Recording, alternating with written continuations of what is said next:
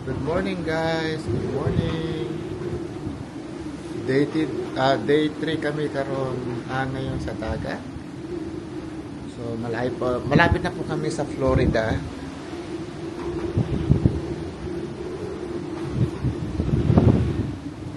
Ito po yung sa side ng barko, nandito po kami. Yung room namin.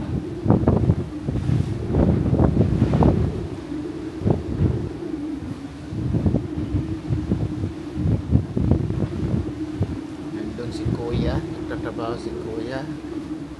So ito po kami nandito sa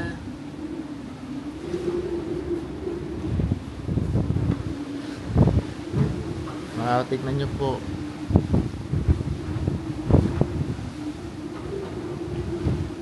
Sa laki ng barko, halos hindi gumagalaw. Ito po ay sa Atlantic Ocean, Florida. Ngayon po dito na area hindi na masyadong malamig.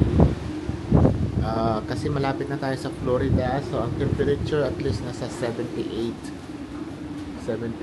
You can see, ang laki po talaga ng barko, lumulutang na building. Tingnan nyo guys yung